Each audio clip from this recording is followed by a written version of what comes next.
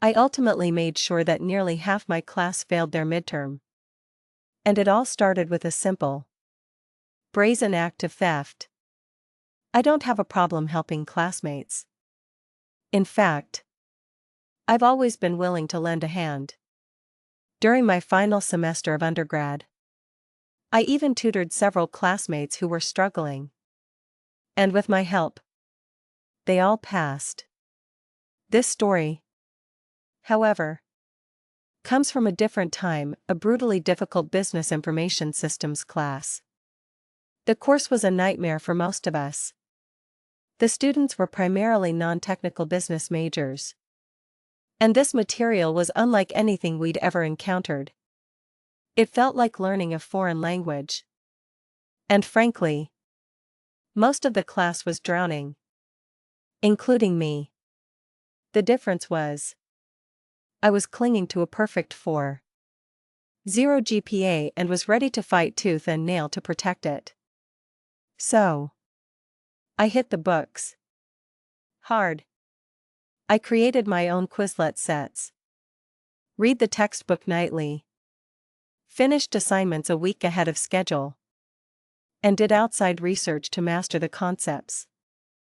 After about a month of this relentless grind, I was in a designated quiet study room, chipping away at an assignment.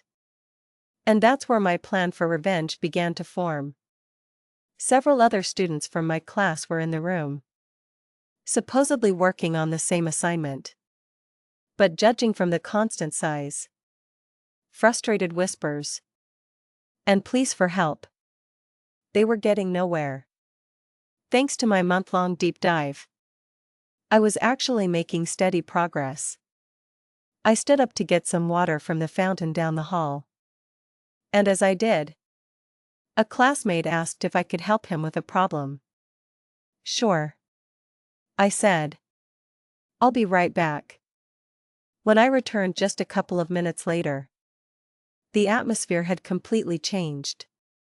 The once stuck students were now a hive of busy bees, typing away furiously. It was bizarre, considering they had been hopelessly lost just moments before. My classmate just smiled and said he'd figured it out. I'm not an idiot.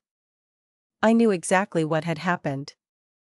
The 5 people in that room had swarmed my unlocked computer and copied my work the second I was out the door. It was a scummy move. They celebrated their small, dishonest victory, completely unaware that this single act of theft would lead to their own academic downfall. The problem grew bigger over the next few days. Suddenly, no one needed help anymore. It turned out that whoever was in that study room hadn't just stolen my work for themselves. They had emailed it to most of the class. I don't mind being helpful, but I absolutely hate being used. So, I decided to get even. My plan was simple, and it didn't take long to put into motion. First, on the very next assignment, I deliberately changed a single, crucial answer. A calculation that should have resulted in a positive $1. 500. I changed to a negative $1. 500.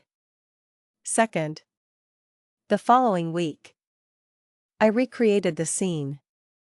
I went to the same study room, opened the assignment on my laptop, and once again, left my computer unattended to go get some water. The trap worked perfectly. In our class of 40 students, a staggering 75% of them, 30 people, submitted that assignment with a -$1. 500 answer for question 3. Every single one of them had copied the incorrect answer without a second thought. This revealed their greatest flaw, an arrogance that made them believe they were entitled to success without effort. A trait that would ultimately seal their fate on the midterm. The complaints started soon after. My classmates began insisting the class was unfair, too difficult, and even rigged, launching these grievances at our professor. One day, As I was the last to leave the classroom, he pulled me aside. Up, he asked. Do you think this class is too hard? Honestly, this class is hard, I admitted. But if people spent as much time studying as they did complaining, they'd be fine. They really just need to get to work. He nodded. I thought the same. This was the point of no return. I made a spur-of-the-moment decision to light the fuse. I also happen to know, I said, that most of the class incorrectly copied my work on the last assignment. Question 3 should be a net income of $1.500. Not a net loss of $1.500. I put down the wrong answer initially. Everyone copied me. And then I changed it back to the correct answer on my own submission. I think you can reasonably conclude that anyone with minus $1.500 as the answer cheated off my incorrect work. The professor looked at me. A flicker of understanding in his eyes. I figured they all copied, he said. But I didn't know you were the source. Anyway, thanks for your candor and your dedication to the class. While I never found out the specific punishment, they either received a 0 on the assignment or a formal plagiarism citation. With the cheaters exposed, I moved on to the final phase of my plan, the midterm. Our professor had made a specific promise: if anyone scored particularly well, he would not adjust the weight of the test to help the lower-scoring students. The class was so hard that nobody expected anyone to score above a 75%. So they were all banking on a generous curve to save them. My goal was to destroy that curve.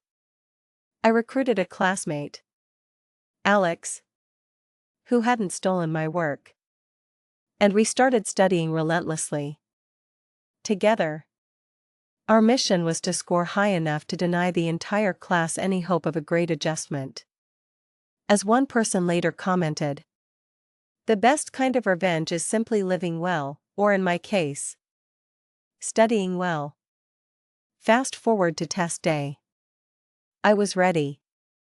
I knew that for these business majors, a grade below 70% was a fail in a required course.